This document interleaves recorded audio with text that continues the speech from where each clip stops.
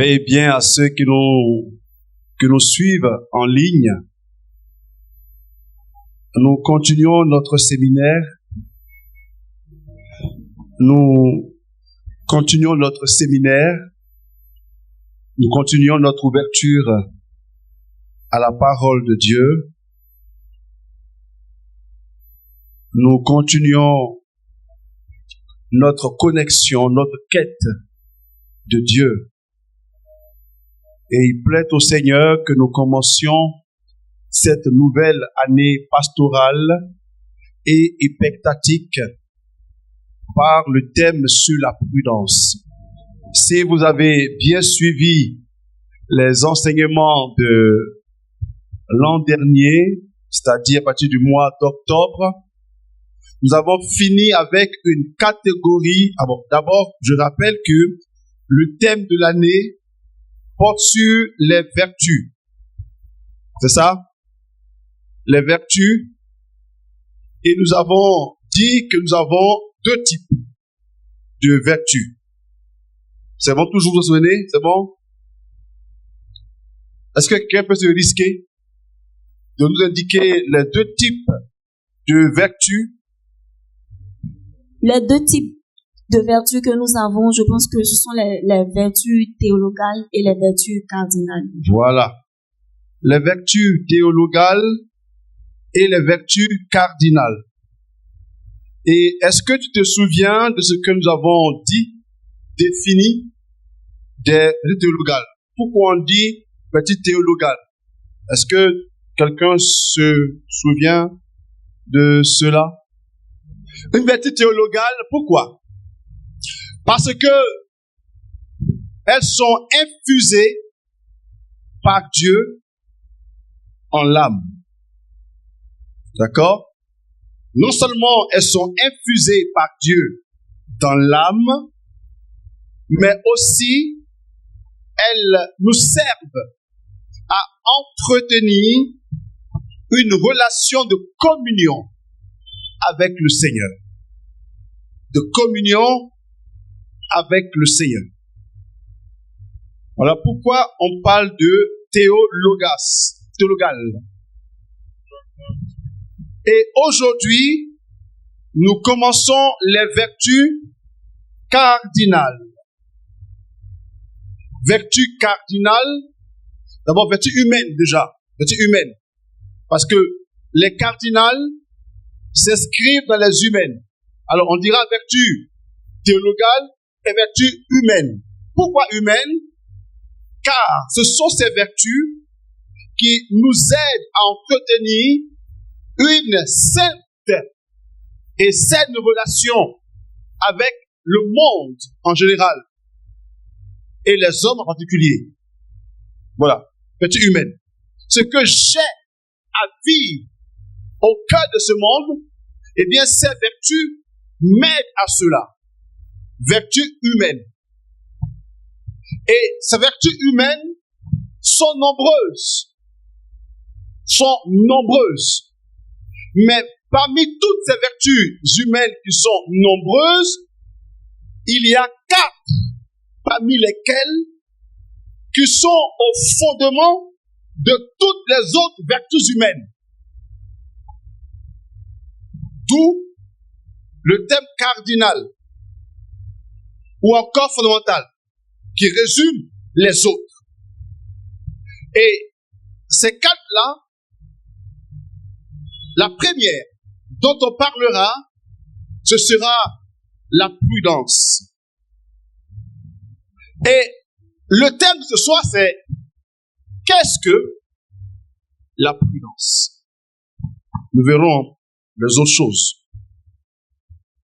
Vous voyez que ce sont des thèmes dont on parle tellement rarement que on cherche beaucoup de choses sauf ces choses-là qui sont importantes. Quand on parle de prudence, il faut avoir à l'esprit au moins 2 choses. L'attention et le discernement. Quand on parle de prudence, il faut avoir à l'esprit ces deux éléments importants. L'attention et puis le discernement. Donc, la prudence, c'est d'une part l'art ou la vertu par laquelle on fait attention à ce qu'on fait, on fait attention à ce qu'on dit, on fait attention à ce qu'on sait. Voilà le prudent. Il fait attention. Mais c'est pas une attention négative ou encore une attention méfiante. Justement, la semaine prochaine, nous verrons la différence entre prudence et méfiance. Donc, c'est pas une prudence qui est attention méfiante, c'est plutôt une prudence qui est attention de discernement, qui est attention de réflexion. En fait, je me lance pas proactivement dans ce que j'ai à croire, dans ce que j'ai à faire, ce que j'ai à dire. Mais je prends un temps, je prends du recul pour bien examiner ce que j'ai à faire, ce que j'ai à penser, ce que j'ai à croire. Et j'examine en tant que je réfléchis, en tant que je discerne. Voilà pourquoi je dis que la prudence évoque l'attention et le discernement. Et voici précisément ce que dit le catéchisme de l'Église catholique. La définition officielle que l'Église donne est la suivante. Elle est tirée du numéro 1835 de ce grand document. 1835 qui dit ceci, que la prudence est la vertu qui permet à l'esprit, comme vous notez, je vais doucement, la prudence est la vertu qui permet à l'esprit de discerner en toutes circonstances quel est notre vrai bien. C'est la vertu qui permet de discerner en toutes circonstances, d'accord? En toutes circonstances. Donc, comprenez que par là, la prudence doit investir toute notre vie. Du lever au coucher, on doit être porté par la prudence. L'Église dit en toutes circonstances. Donc, c'est la vertu qui permet à l'esprit de discerner en toutes circonstances quel est notre vrai bien. Notre vrai bien. Vous comprendrez que on peut être face à beaucoup de biens.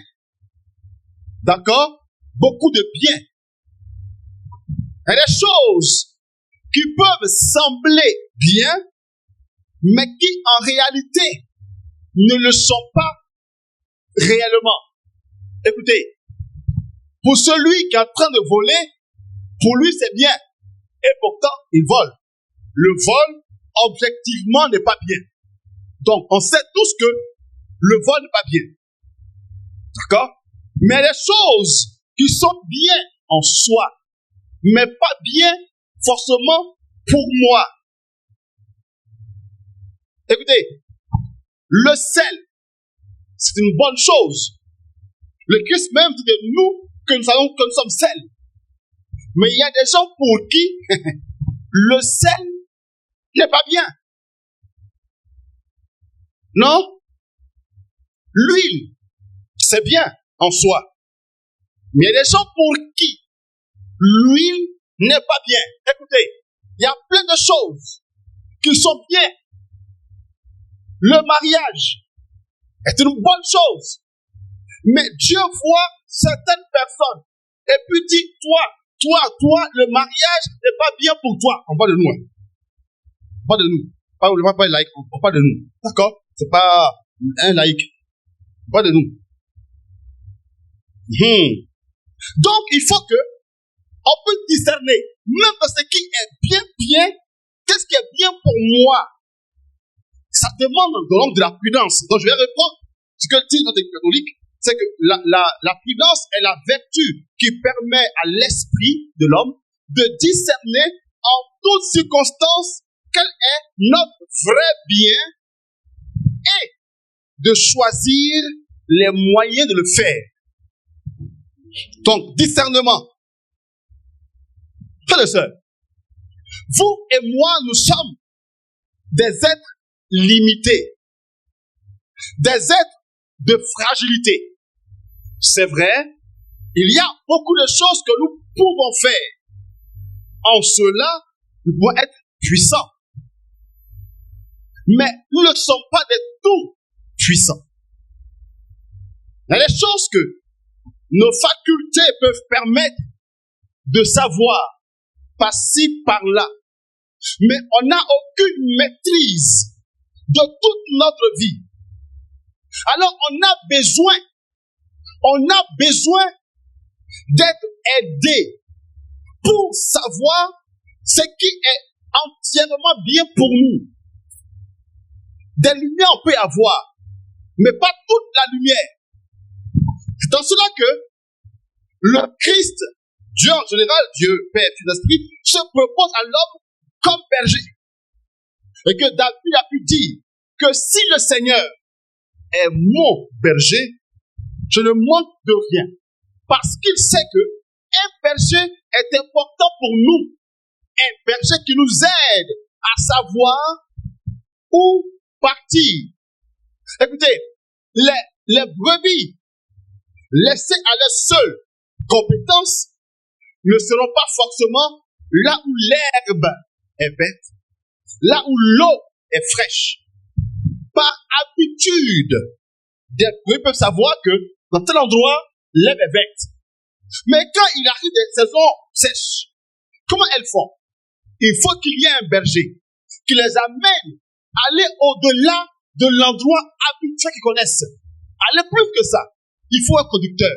Enfin, frères et sœurs, par la prudence, on discerne le lieu où partir. On discerne les choix à faire. On discerne les choses à croire. Voilà. La prudence. C'est une vertu extrêmement importante. Écoutez, on va lire un certain nombre de passages. Il y en a beaucoup. Et j'ai choisi quand même quelques-uns qu'on va parcourir. Et je ne pense pas qu'on va tout lire, mais on va quand même prendre 3 ou 4. Marc 13, 33. Prenez garde. Prenez garde, voilà. La prudence, c'est ça. Prendre garde. Que quoi? Restez éveillés. Prenez garde, ça d'abord. Car vous ne Restez éveillés car vous ne savez pas quand. Ne savez pas. Voilà, déjà ça. Prenez garde, ou encore soyez prudents, car vous ne savez pas. L'homme qui est prudent, c'est celui qui d'abord sait en lui-même que je ne sais pas. Celui qui sait ou qui pense de savoir est un homme déjà insensé. Et le Christ l'a dit aux pharisiens, parce que vous dites que vous voyez, alors là, vous êtes aveugle. Mais si vous étiez aveugle, vous voyez. Donc, si on veut être sage, il faut d'abord comprendre que on ne sait pas. La prudence est la vertu de ceux qui pensent que on ne sait pas. Du coup, comme on ne sait pas, on prend garde. Donc, on est prudent en toutes circonstances. Luc 14, 28.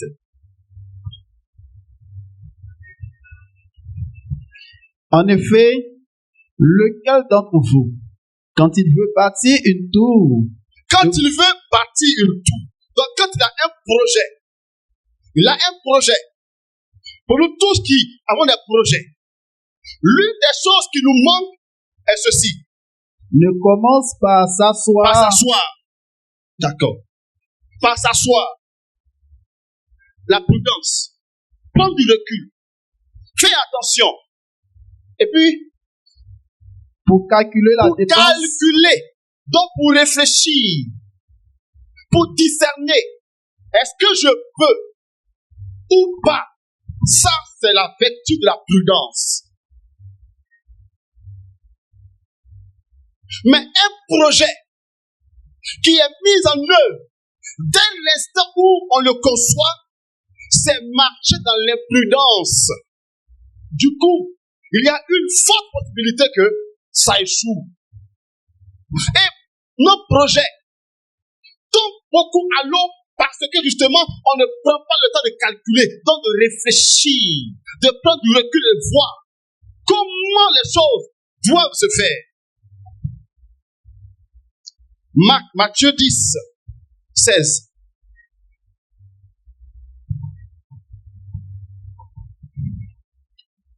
Voici que moi, je vous envoie comme des brebis au milieu des loups. D'accord? Et alors? Soyez donc rusés. Soyez rusés. Dans d'autres Bibles, on dit soyez sages. D'autres encore, soyez prudents. Soyez prudents. Il dit quoi? Il nous quoi? Soyez donc rusés. Avant ça. Voici que moi, je vous envoie comme des brebis au milieu des loups. Attendez. Il a dit, je vous envoie comme des brebis au milieu de quoi? Des loups. Il n'a pas dit, il faut briser, casser. Il faut invoquer le feu sur les loups. D'accord? Frères et sœurs, dans nos vies, il y a des moments où c'est pas le feu que tu invoques là qui fait des choses. C'est pas le sang, la flèche, la grêle, l'onction. C'est pas ça qui te faudra. Il y a des fois où il faut juste qu'on soit prudent, qu'on soit rusé. Voilà pourquoi le Seigneur même a reproché que nous, les gens de lumière, quelquefois on est plus insensés que les gens du monde. D'accord? Et des fois, on dit au Seigneur, mais pourquoi les commerçants païens sont prospères et puis nous, on est je dis, ben, tu es bête. C'est pas une affaire d'onction seulement. Il y a des choses pour lesquelles c'est pas une simple affaire d'onction. Il y a des choses pour lesquelles il faut juste qu'on soit prudent et sage. Le monde du travail est comme un monde de loups. Est-ce qu'on dit au Seigneur, mais attends, ce monde-là, c'est tellement dangereux que si on n'est pas dans le contexte, on est largué. Il dit non, il faut juste être rusé. C'est un monde où eux tous payent. Je dis, ok, mais toi, sois rusé. C'est un monde de loups, toi, sois rusé. C'est pas une simple affaire de j'invoque l'onction, mais être aussi rusé. Ça fait partie des vertus de l'homme. Proverbe 8, verset 12. Vous voyez tout ça, Dieu nous invite à cela. Hein? Frères et sœurs, comme je le dis depuis 3 ans, l'onction ne fait pas tout de la vie du chrétien. Et je dis que l'onction est limitée. Mais la mystique dépasse l'onction. La vie intérieure de connexion avec Dieu va au-delà de l'onction. Il y a beaucoup de choses que l'onction ne pourra pas faire pour toi. Et l'une des choses est que l'onction ne fera pas que tu entres dans la vie éternelle. Car Christ dit, vous aurez guéri des gens à mon nom, délivré à mon nom, mais je dirai de vous que vous n'êtes pas digne de rentrer dans le royaume. Où est l'onction? Où est l'onction? Quand tu es au bord du royaume, tout rentre sauf toi. Où est l'onction? Mais on peut endiaimer ne pas recevoir, entre guillemets, l'onction, parce que encore, il faut définir ça, c'est quoi l'onction? L'onction, c'est Dieu avec moi. C'est Dieu qui m'approuve, ça c'est l'onction. Quand Dieu m'approuve de quelque chose, j'ai l'onction de Dieu. L'onction n'est pas une chaleur. Alléluia. L'onction n'est pas une chaleur. C'est pas un feu. C'est pas un fourmillement. L'onction, c'est Dieu qui m'approuve de ce que je fais. Et Dieu qui m'approuve, on appelle ça la mystique. Et ça, cette onction-là, rien ne peut la détrôner. Aucune maladie, aucun problème, aucun blocage ne peut détruire et tuer une telle onction de ce Dieu qui m'approuve de ce que j'ai à faire. Mais l'onction qui est, Dieu doit absolument faire que ce soit comme ça. Cette onction-là, elle est limitée. Parce que malheureusement et heureusement, Dieu ne fera pas toujours les choses comme nous, on pense qu'elles doivent être. C'est vrai, tu n'es pas marié à 40 ans. Et tu penses que c'est l'onction Kangoukik qui pourra faire ça. Tu comprends ou pas? Je vais répondre. 40 ans, tu n'es pas marié. Et tu penses que c'est l'onction Kangoukik qui fera ça. Je suis désolé. Je suis désolé. Même cette onction Kangoukik peut te trouver dans ta chambre, dans ton cœur à cœur avec le Seigneur. C'est pas en marchant de Yopougon à Songo que tu auras forcément ton miracle. Je crois fermement qu'il y a des gens qui ont été guéris, sûrement, et je bénis Dieu, et je prie qu'il y en ait eu beaucoup. Mais beaucoup sont revenus avec ceux avec quoi ils sont partis. Ceux-là, ce qui peut les sauver, c'est rien d'autre que l'intimité avec le Seigneur. De se dire, même si à tel moment, je n'ai pas reçu ceci, je crois que Dieu est quand même avec moi. Ça, c'est la mystique. Et c'est ça que pendant 3 ans, je m'efforce de nous proposer. Et la prudence fait partie de cela. Que dit Proverbe 8, verset 12? Moi, la sagesse, j'ai pour demeure la prudence. Continue. J'ai découvert la science de l'opportunité. La sagesse et la prudence vont de pair. Celui qui est sage, c'est celui qui est prudent. Qui sait prendre du temps dans son jugement. Et un endroit important, frères et sœurs, dans le jugement, mais ça, dans la prudence, mais on en parlera le quatrième mardi, enfin, 5e de janvier, mais 4e de notre séminaire, c'est la prudence dans les choix amoureux. On va en parler à la fin. C'est important comment on choisit les gens. On va en parler. Parce que le choix, comment tu choisis ton homme détermine comment est-ce que vous serez ensemble. Et après 15 ans de sacerdoce où j'accompagne le couple, j'ai vu que quand les couples veulent bien ouvrir les yeux, ils verront que le problème qu'ils vivent il y a 10 ans après, c'est déjà inscrit devant les yeux dès le début. Mais ils ont fait comme si ce n'était pas vu. Dans l'espoir que ça va aller. Mais lorsque on ne prend pas avec prudence chaque situation, ça nous rattrapera devant nous. La prudence. Ephésiens 5, 15 à 17.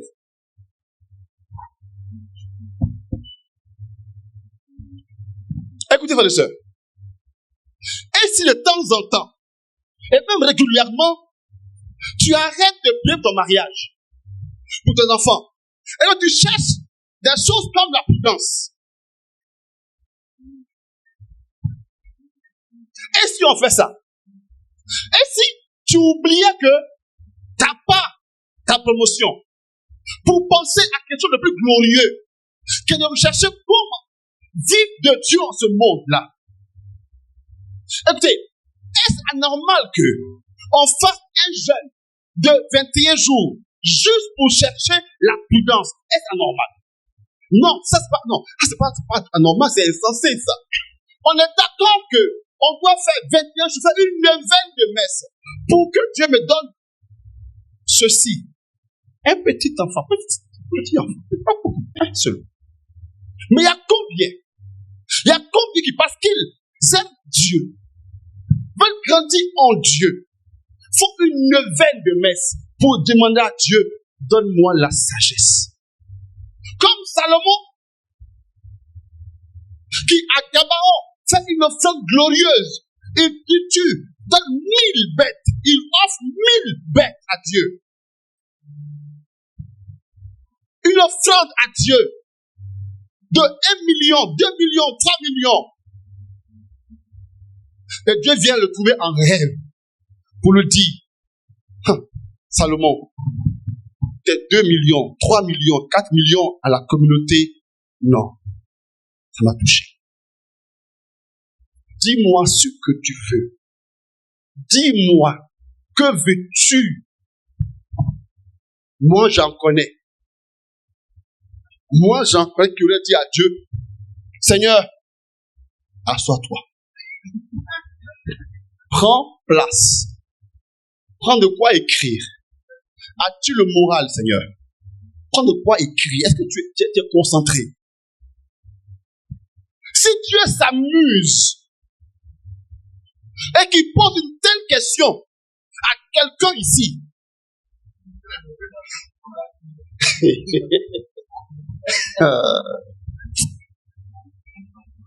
c'est-à-dire, magasin où Dieu met les cadeaux de prière là, il va les vider ça lui seul.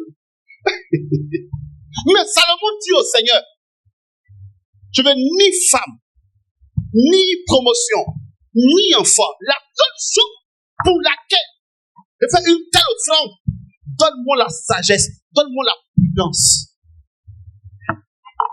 T'as pas compris. Et donne-moi la prudence. Est-ce que tu as entendu on sort des miracles, non? Et donne-moi la sagesse ou encore la prudence pour savoir conduire ton peuple. Que Dieu fasse connaître de telles prières folles devant le Seigneur. Que Dieu fasse que les chrétiens, autour des chrétiens qui demandent des choses si folles que ça. Je ne veux rien d'autre, Seigneur Dieu, que la prudence. Que d'Éphésiens. Soyez vraiment attentifs à votre manière de vivre. Soyez attentifs ou encore soyez prudents. Ne vous montrez pas insensé. Insensé. Insensé, c'est la manière jolie de dire soyez pas bêtes. Et comme Dieu, il sait parler, c'est ça. C'était moi. Je dis, soyez pas bêtes.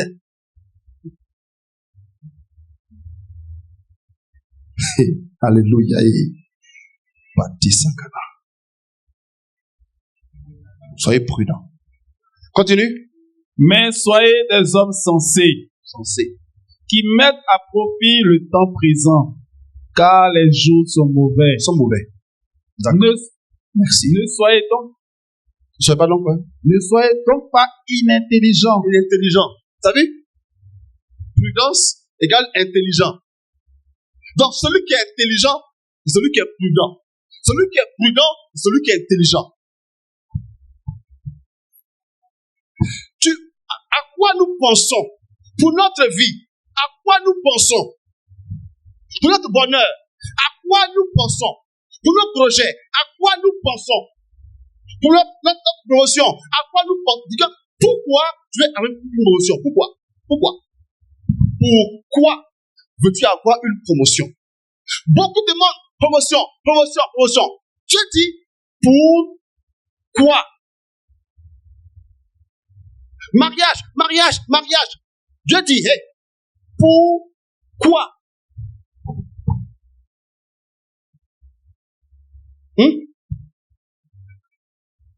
Ceci, ok. Quoi? Réflexion. Quel sens tu donnes à cela? Oh, Dieu lui-même nous dit, ne cherche pas, hein, ne cherche pas. En Matthieu 6, je pense, 6, 7, je pense, qu'on ne donne pas des choses saintes aux porcs, donc qui sont idiots. Ou encore des perles aux chiens insensés. Donc, je pense par là que Dieu nous enseigne que il donne les choses sensées aux sensés. Les choses bonnes à ceux qui peuvent en mesurer ou en discerner l'importance. Écoutez, j'écoutais une vidéo cet après-midi en venant de voyage où il y a un monsieur, un Européen, qui est en train de démontrer en quoi est-ce que Dieu n'existait pas sur TikTok. Des arguments intelligemment solides. D'accord? Il prend chaque argument qu'il casse. Et ceux que l'esprit fragile vont dire c'est vrai. Mais regardez, en général, les athées, athéos, c'est celui qui est, c'est ce qui est sans. Théos, Dieu. Sans Dieu. Athéos. Les arguments de quoi? Les arguments pour nier Dieu, c'est toujours des arguments matériels. Le mal existe. Pourquoi il y a l'injustice? Pourquoi il y a le mal? Pourquoi il y a le catastrophe? C'est toujours des choses extérieures par lesquelles il démontre que Dieu n'existait pas. Et pourtant, quand on voit la relation entre Jésus et l'apôtre, pendant que Jésus, lui, il parle des choses spirituelles, les apôtres, eux, parlent des choses matérielles. Quand ils ont entendu que Jésus va mourir bientôt, ils ont dit, Pierre est le premier, Pierre dit, tu ne mourras pas. Et moi, Jésus lui a répondu, arrête de moi, Satan. Pourquoi? Parce que Pierre ne pensait pas aux choses spirituelles, il pensait aux choses matérielles qui va manquer de l'avant. Si l'équipe n'est pas là, comment on va manger à gogo sans travailler? C'est ça qui lui manquait. Lui, il pense au spirituel, Paul, lui, c'est ça. C'est, mais mon mariage. Mais mon enfant. Et ma promotion. Vous voyez? Un jour encore, le Christ annonce aux apôtres qu'il va mourir bientôt. Jacques et Jean, de nuit, trouvent Jésus et lui disent, quand tu mourras, fais que l'un soit à ta gauche, l'autre à ta droite. En fait, il voyait déjà les avantages matériels, avantages de prestige. Et là, il leur fait un enseignement glorieux. Un autre jour encore, il leur annonce qu'il va mourir. Eux tous se rassemblent pour voir qui sera le prochain modérateur après Jésus. Pierre dit, c'est moi. C'est moi que Jésus a choisi. Vous êtes tous plus ici. C'est moi qui il a dit que c'est moi. Je suis Pierre, non? C'est moi. Judas a dit, pourquoi c'est toi? Pourquoi? C'est moi? Parce que, écoutez, on confie l'argent à qui? À son bras droit. Or, c'est moi, Judas, qui garde l'argent. Donc, c'est moi le bras droit de Jésus. Donc, c'est moi qui prends la place après lui. J'en dis pourquoi? Pourquoi? Lui me l'a enseigné que les grands seront petits, mais les petits seront grands. Dites-moi, qui est petit? C'est moi, non? Et André, et tout cela. Parce que Jésus, on n'a pas le même langage. Le Christ est spirituel, nous, on est matériel. Et justement, les gens nient Dieu à cause du matériel. Mais lorsqu'on se met dans la perspective spirituelle, on est des victorieux en ce monde. Non seulement on a la victoire dans le spirituel, mais on l'a aussi dans le matériel, dans le physique. Voilà pourquoi, lorsque au désert, Israël était en guerre contre Amalécite, Moïse a dit à Josué, vous allez combattre la terre. Moi et vous et l'autre, on va là-bas pour prier. Le spirituel, quand il est gagné, la victoire est matérielle. Et Pétassi, c'est pour que la victoire spirituelle soit pour nous, afin que le matériel suive.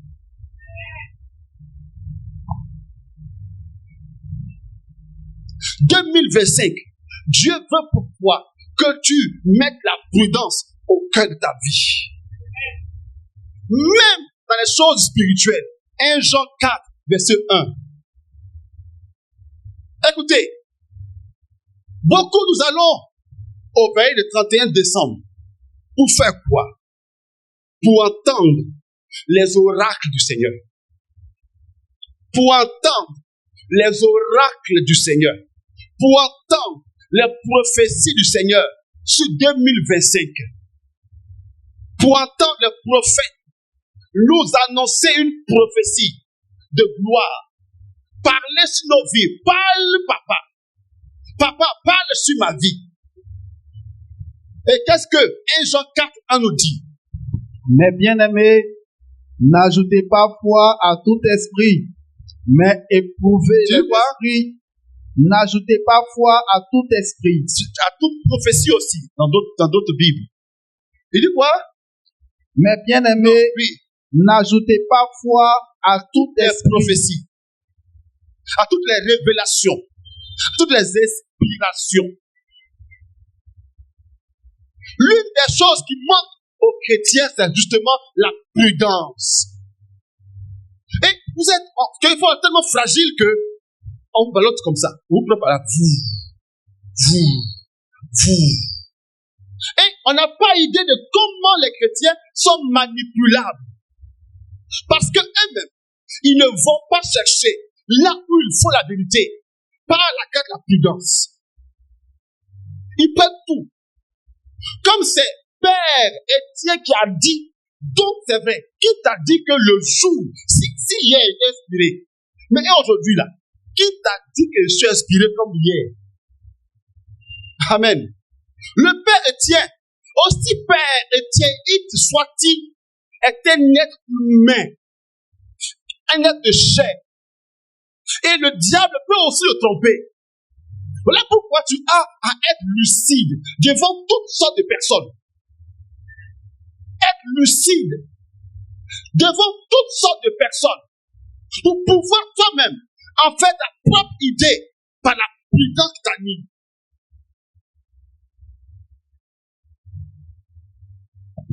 Réponds ça, s'il te plaît. Mes bien-aimés, n'ajoutez pas foi à tout esprit, mais éprouvez les esprits. Éprouvez les esprits. Éprouvez les esprits. Éprouvez les esprits, quelle que soit la personne, d'où ça vient. Éprouve l'esprit par ton esprit de prudence. Écoutez, le Père Étienne vous propose un enseignement. Il vous propose un enseignement. Vous en faites ce que vous voulez. Voilà pourquoi il indique à chaque fois les paroles bibliques. Allez-y lire. Allez-y lire par vous-même. Ça, j'en fais ma compréhension. Bien sûr, j'espère que ce que je pense, ce texte-là, vient de Dieu. J'espère. Mais moi-même, j'espère cela. Donc, vous aussi, allez-y lire. Voilà pourquoi c'est une aberration que les chrétiens vont, en temps de prière, sans Bible et vont boire la parole des prédicateurs comme c'était l'eau vive divine. D'où ne peut y rien après. Il faut que, en 2025, tu sois un chrétien assis, un chrétien mûr.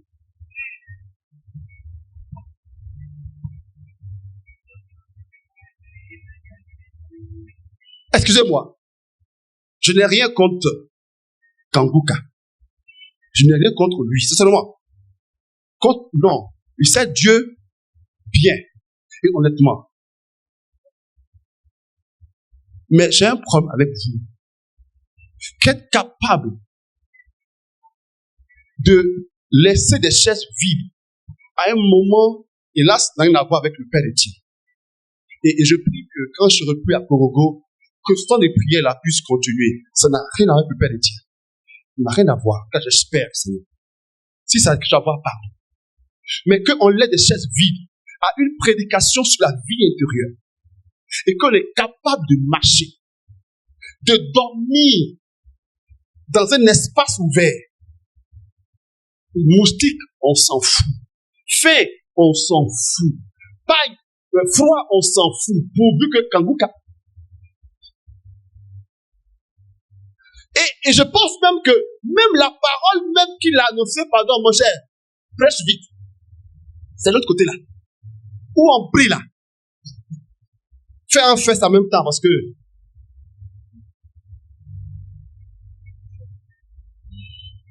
toutes les mamans sont parties là-bas. Toutes les mamans. Même la mère de un confrère. Du coup, quand j'ai appris ça, j'ai appelé ma maman. Maman, bonjour. Ça va? Tu es où? Ah, tu es anglais? Ah, ça, non, c'est juste que tu fais bien. Elle te passe au mot. Toutes les mamans. Mais lorsque tu éprouves, on dit bien tous les esprits, il faut être prudent en toutes circonstances. Et l'une des preuves, quand cet enseignement sera fini, va réécouter cela en relisant tous les textes donnés. Écoutez, même moi, quand je finis l'enseignement ce soir-là, quand je finis, je vais toujours me réécouter. Je vais écouter l'enseignement que le Père a fait. Que moi-même, je vais en tirer ma nourriture. Car il y a plein de choses que je découvre avec vous en prêchant. Amen. Il y a plein de choses que je découvre avec vous en prêchant. Ou quelques minutes avant, que je découvre ces choses-là. Et en me réécoutant, j'apprends.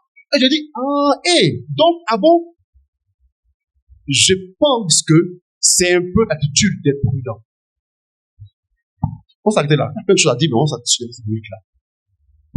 Non, pas que. Quand même, on prend Proverbe 14, 15. Proverbe 14, 15. Le naïf croit tout ce qu'on dit. Le naïf ou les sensés. Croit le tout naïf, ce qu'on dit. Ou les sensés. Ou l'idiot. Ou le bête. N'est-ce pas toi, hein? Là, on parle des autres, pas des autres. Il croit tout ce qu'on dit. D'accord? Continue. Mais l'homme prudent avance avec réflexion. D'accord. Mais en disant ça, t'attends de réfléchir. Et ça, je vais le redire le dernier mardi. Pour les femmes. Vous croyez trop vite ce que nous on vous dit. Vous croyez trop vite ce que les hommes vous disent. Parce qu'il vous a souri 2 fois, c'est l'homme de votre vie. Non. C'est peut-être lui ou pas. Il faut réfléchir. Il faut peser. Il faut réfléchir. Bon, ça, on va en reparler.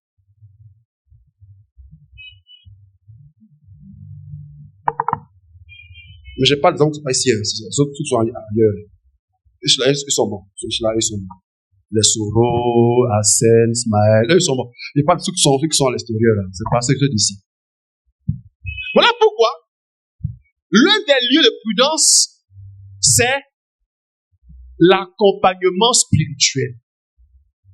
Voilà un des lieux de manifestation de notre prudence. C'est parce que on ne maîtrise pas tout.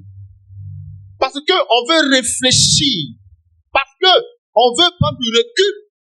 Que on voudrait être le discernement.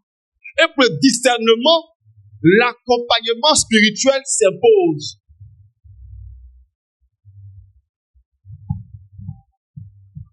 Pour que quelqu'un t'aide à réfléchir, t'aide à discerner, t'aide à prendre du recul.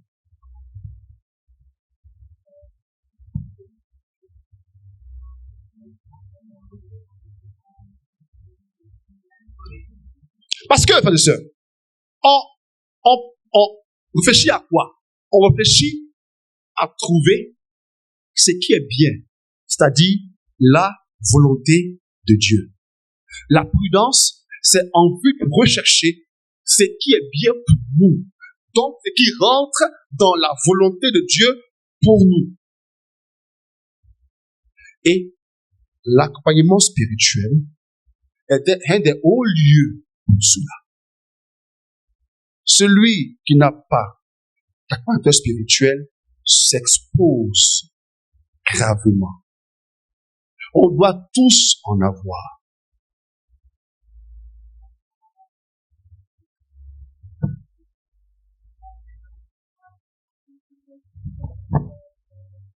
On doit tous en avoir. Et nos grandes décisions personnelles doivent être échangées, discutées avec quelqu'un. 2025 n'avance pas plus que ça si tu n'as pas trouvé un père ou une mère spirituelle. N'avance pas plus que ça. Prie le Seigneur qu'il te mette quelqu'un. Observe, regarde. Qui penses-tu pouvoir t'accompagner? Mais là encore, il faut prendre quelqu'un en qui tu vois du sens. Hein? Amen. On ne prend pas celui qui est là. On observe. Et puis on voit. Si celui-ci, ce qu'il fait, ça me rejoint. Il a un truc qui me rejoint. Il y a un truc en lui qui me rejoint. C'est cela. Et on va vers lui. On dit, ah, est-ce que tu veux être mon père, ma mère spirituelle? S'il faut ça.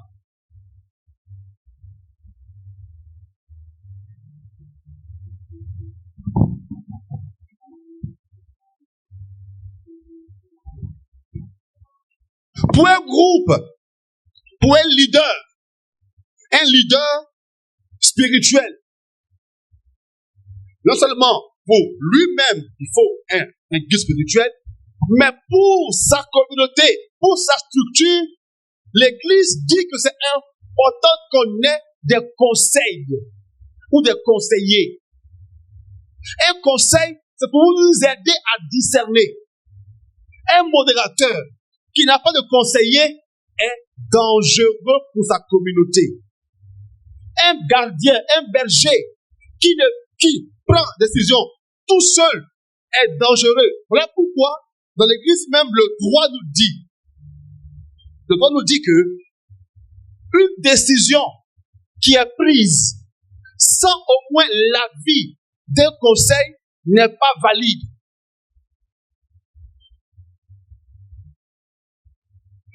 Un curé de paroisse est une décision pour laquelle il faut que se discute en conseil paroissial. Sinon, il n'est pas le berger que Dieu veut pour lui Dieu. Car c'est ensemble que on fait le discernement. Quelle que soit l'excellence de la révélation que tu as reçue, soumets ça à un discernement par la prudence. Bon, malheureusement, pour nous, il n'est pas là aujourd'hui. Où est pour nous là? Il est là? Abel là? Il est là? Dis-lui qu'il n'est pas de lui. Et moi aussi, d'ailleurs. Et un vrai leader, par prudence, doit être prêt à renoncer même à une idée, aussi excellente soit-elle. Si son équipe dit,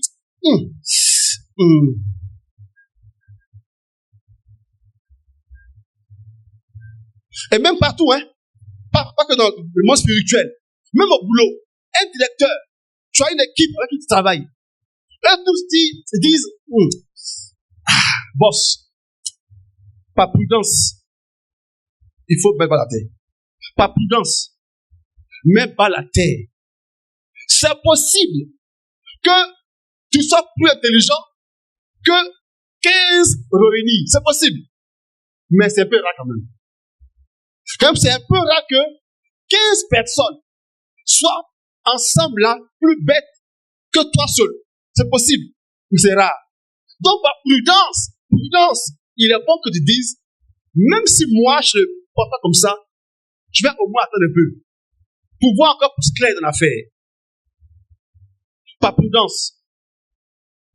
Ce n'est pas une faiblesse. C'est une prudence. Et la prudence est une force.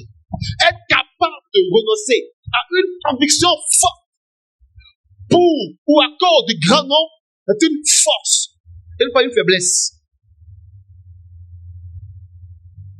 Parce que justement, ce qui fait que on tient mordicus à nos convictions malgré le conseil, c'est rien d'autre que l'orgueil.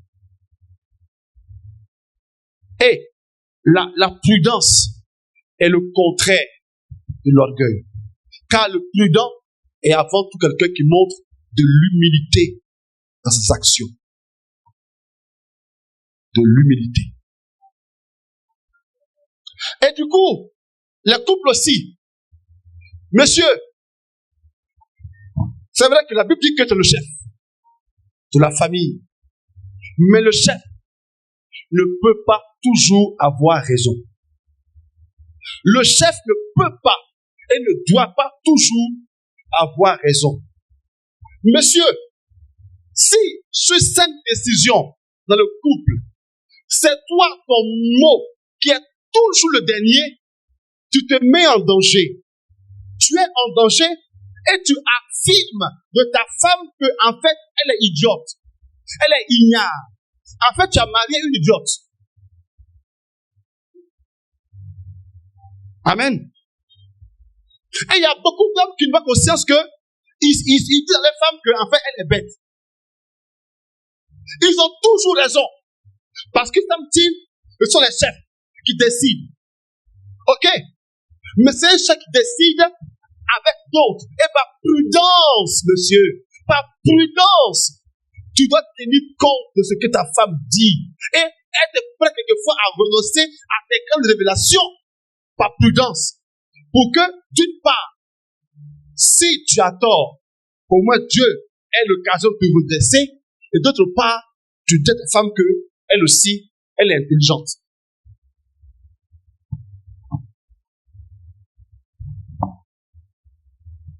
Alléluia. La prudence. Et la prudence aussi va avec la prière. On ne peut pas être prudent si on n'a pas une vie de prière. C'est Dieu qui est l'auteur de la sagesse. C'est lui qui nous donne la sagesse, qui nous donne le discernement, qui nous donne la révélation. Et tout ça se fait par la prière. Par la prière, on s'ouvre à Dieu. On ne peut pas, frères et sœurs, marcher prudemment si on n'a pas une vie de prière ferme. On ne peut pas faire des choix véritables si on n'a pas une vie de prière ferme dans laquelle Dieu nous révèle sa volonté. On ne peut pas avoir un vrai discernement si ce n'est pas la prière où Dieu se révèle à nous. Padre Pio disait en effet qu'on cherche des choses, Dieu actuellement dans les livres, mais on ne le trouve que dans la prière. 2025, il faut que tu sois un homme, une femme de prière.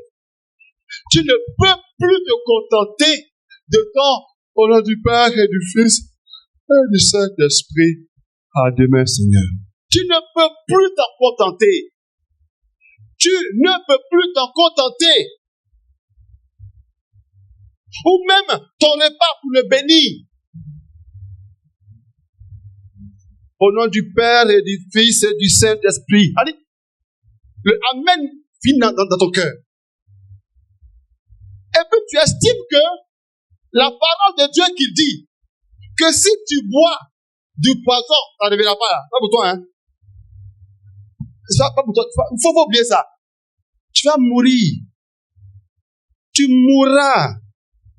Car ta prière n'est pas une prière, c'est un débarras.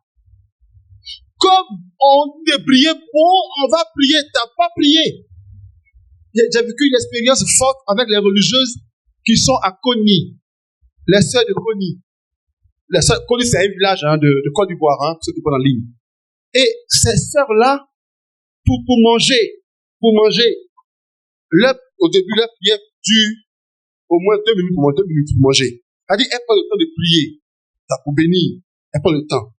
Quand le repas finit, c'est presque un chapelet qu'on fait. Presque. Quand finit, bon, vous et moi, au moins, avant de manger, au moins, on prie quand même un peu. Mais quand on fait manger, fou.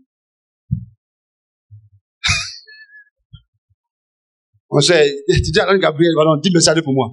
Moi aussi, je suis pressé. Moi, j'ai déjà eu déjà mangé. Mais elle, ça m'a édifié. C'est-à-dire que le repas n'est pas pour eux. Elles prennent ça au sérieux. Waouh! Ils sont combien comme ça? Qui pour manger prennent le temps de prier vraiment avant et vraiment après. Waouh! Mais comment veux-tu que Dieu donne le discernement pour dire que dans ta nourriture il y a du poison? Tu n'as pas le temps d'écouter Dieu. Dis-moi. Et souvent on accuse Dieu pour rien. Dieu est prêt à nous bénir, à nous conduire, à nous avertir. Mais nous, on n'est pas là où il veut nous parler. On est trop pressé. 2025, écoute-moi. Ne pense pas que des choses magiques vont t'arriver sans la prière. On veut tous que des portes grandioses s'ouvrent. Mais on n'est pas là où ces portes s'ouvrent. Matthieu 9, 15, 17 nous dit, avec nouveau ou neuve. Si tu veux que des choses nouvelles arrivent pour toi en 2025, aie des dispositions particulières en 2025. Que la prière soit ton partage, des prières fournies, développées, ardentes, par lesquelles Dieu va t'orienter sur là où se trouve ton véritable bonheur. Mais si à peine on rentre dans la prière qu'on en sort, à quel moment Dieu nous parle? À quel moment il nous oriente pour nous dire que le choix-ci n'est pas le bon, c'est l'autre qui est le meilleur? À quel moment il le fait? Ou bien tu attends que le révérendissime Père de tien passe ta vie pour te dire, mon fils est Soro, mon fils, voilà le chemin à suivre. C'est ça qu'il attend de moi? Non, frères et sœurs. La prière. Et quand tu as lu, quand tu as prié, avant ou après la prière, ouvre la parole de Dieu.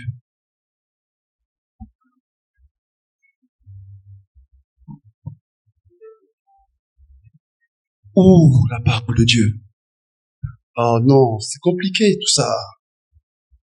C'est compliqué tout ça. Nous, on préfère aller kangouker. C'est compliqué tout cela. Père Étienne, tu nous embêtes. Tes histoires de prudence, d'accompagnement spirituel, de prières longues, de paroles, tu nous embêtes. Laisse-nous, on va kangouker tous les matins. C'est plus simple. C'est plus simple de marcher, à Songo. C'est plus simple. Mais dis-moi, et les jours où la connexion va te couper, tu vas comme avec Amouga.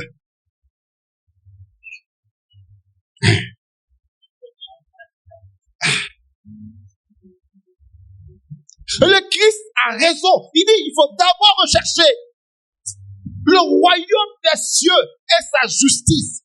Et le reste viendra par-dessus tout.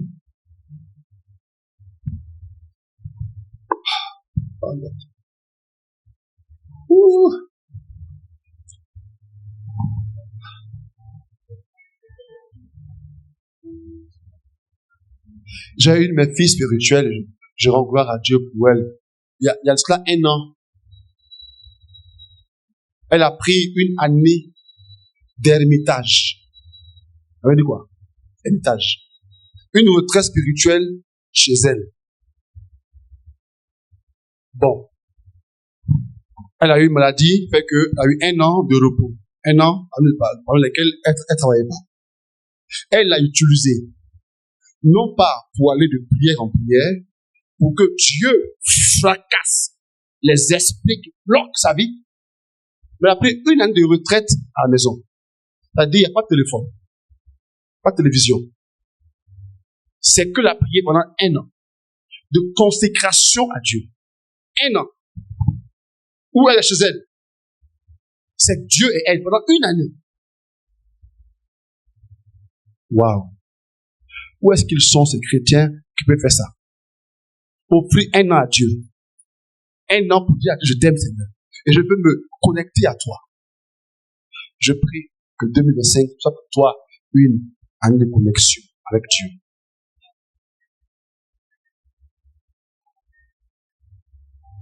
Une année où tu vas dire laxisme à bas, paresse à bas, manque de prière à bas, manque de hors de Dieu à bas, courir là à bas, quête de Dieu, wow. Prudence, wow. Est-ce qu'il y en a ici? Il y en a ici?